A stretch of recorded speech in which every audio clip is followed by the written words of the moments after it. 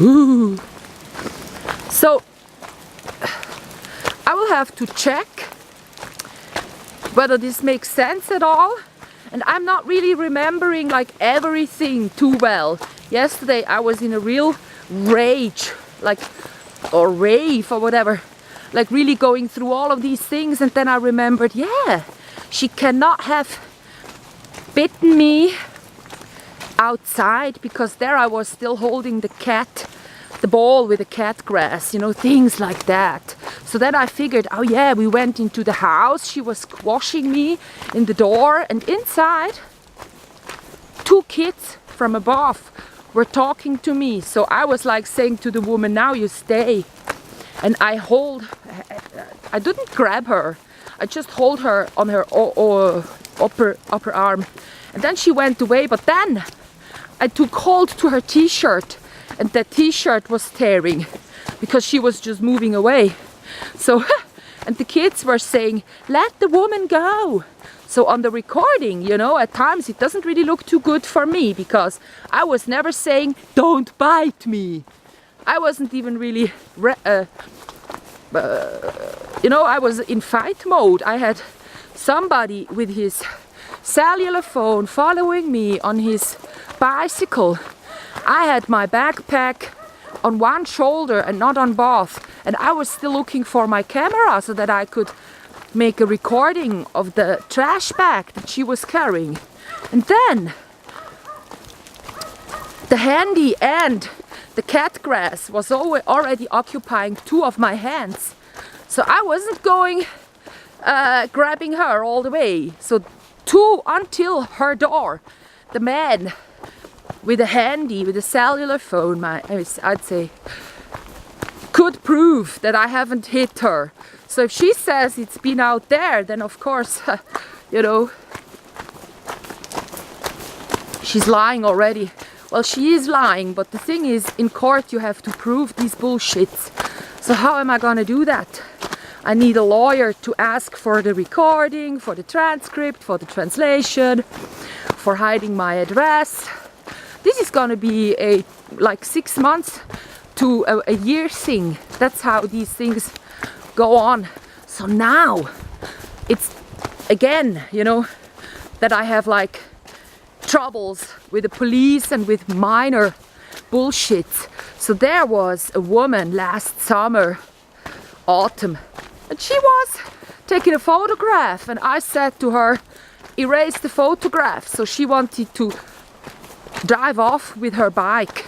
So a man was approaching, and I told him, call the police. And then I said again, call the police. He wasn't doing so. He seemed to know her. So I grabbed her bicycle. She couldn't move away. Then he grabbed my wrist, and then we were like immobile for a while. Like, she was driving into me by that about 10 times, and she bit me too. Then this woman, this other one, she bit me into the ankle here, the wrist. So when the police finally arrived, the man that wasn't helping me out was greeting the police. Very, you know, oh, we know each other ever since, don't we? So they weren't even interrogating that asshole, but they should have.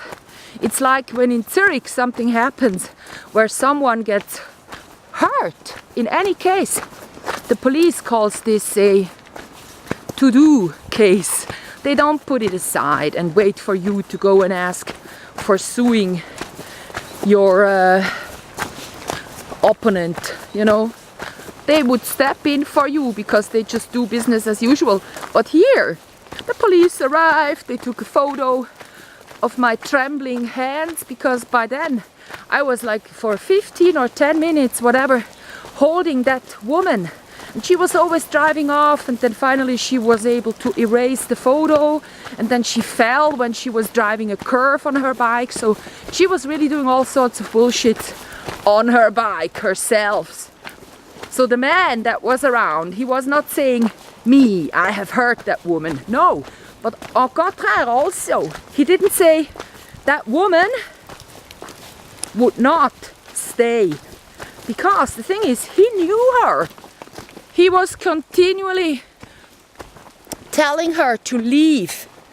You know, he was saying to her, go, just go. I would, in the sense of he would hold me so that she could leave. But this is not allowed in Switzerland. When I call the police, you have to stay or you need to give me your address. And the thing is, she didn't do so. I mean, she was wanting to flee the situation and everything. So, because he was doing wrong, you know, telling her to go, yeah. And it doesn't help if he knows her whereabouts. You know, she has to give me a photocopy of her ID or wait for the police to arrive. Then she can leave because the police cannot interrogate her on the street. If she says, I don't do that, then the police would have to say, well then, go home. We'll see what this is going to be in the end. But as I've been told so many things in Zurich and I've seen so many police interrogating me, you know, I'm fairly equipped now to do these things. So for example in Zurich, because of my homeless situation once, there were people from a blackboard getting my address. It was a PO box address. Then the police wanted me, they called me in and I did not know what it was about. The woman told me, well, have you been sending death threats to this? It was some kind of a doctor, I'm not sure, or dentist or something. And I said, oh, what's happening? So then I told her that maybe one of these illegal immigrants had a sneak peek, me hanging up my announcements on the blackboard, and then of course there is my address somewhere around there too. So yeah, so nothing happened with that. And also different things, like when you imagine liquid LSD being given to you on the border of a plate and you wanting to eat spaghetti and then it tastes bitter and you fall into a LSD trip. Hello? And then in the next morning you cannot really move, and so you sleep until 2 o'clock, really wanting your head to get some rest. Finally you leave, but then the owner of the house calls you back and wants you to stay and get a room, and he will give you a contract for it too. So then, what was he up to? Well, he wanted me, freak, to live in there so that these two guys that were living there would not bother him anymore because they were knowing too much about his dealings, you know. So when I had moved in and my stuff was all there, those two guys were gone. They were really, they puffed away in midair. Sort of, yeah. So these things have happened to me quite a lot. So when it was not a thing, not a deal, you know, nothing to worry about, like smoking grass beside a park, beside the lake. Oh yeah, the police would come and they would chase me, drive by very slowly, and then you go, ooh, you know, I'm afraid, and then you take another sip of your joint, actually, you pretend it's not the joint at all. Now you would always go saying it's CBD, because you know, THC is illegal in Switzerland. So you had like all these mini rushes where you felt adrenaline running through your veins because of that stupid police. And then by the time you went away from Zurich, when there was a police car driving by, you even went like, oh, do I have a joint with me ready to smoke? Do I have to hide something? Are they coming up to me? You really start turning into this sort of freak. And how did we call that? I get paranoia, we called it, you know, constantly being kind of afraid of anything concerning law and the simple stupid doings. But then, you know, when I got poisoned by liquid Desoxyribonucleic LSD, nothing happened. I told the chef of this association I was at, I told the police twice, and when I had moved away I even went onto their internet site and I wrote to them. Within a day, on the same day, you know, within hours, they called me up and they asked me like one question: have you sold LSD, this LSD you're talking about? So I went, no.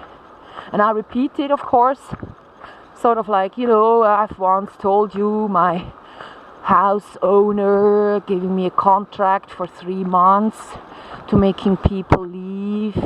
He was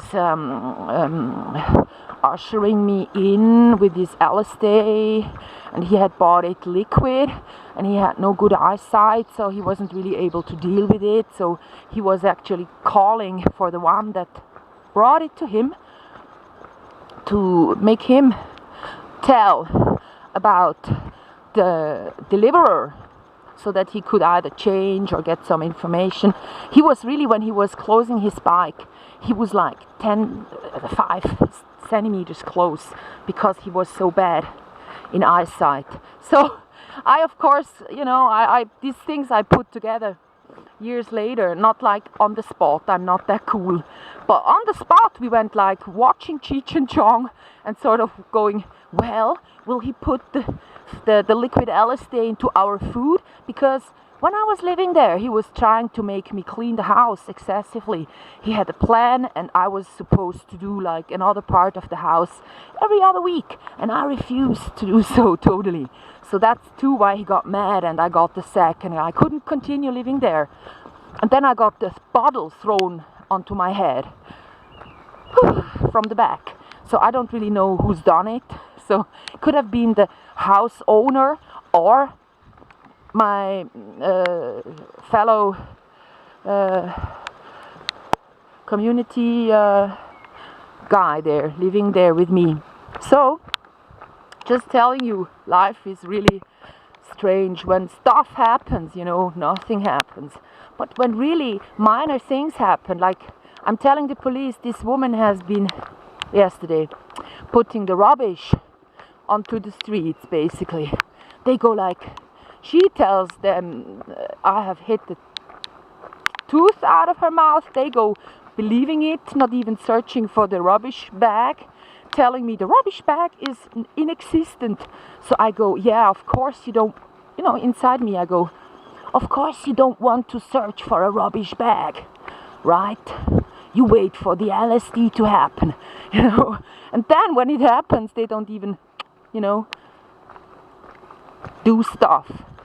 So I've been everywhere, so I'm kind of like, do whatever you want with this story. I put it into my book. Anyhow, the way it went down in the end, you're gonna be responsible for it. Yeah. So yeah, there you go. You had a little illegal sneak peek into Swiss crazy life. Like, you know, it should be legal already. Legalize it. You know what I'm talking about. And also, yeah, I got wet feet. Now I'm gonna buy a coffee. I'm so happy. I wrote all day on my book, so yeah. Bye bye.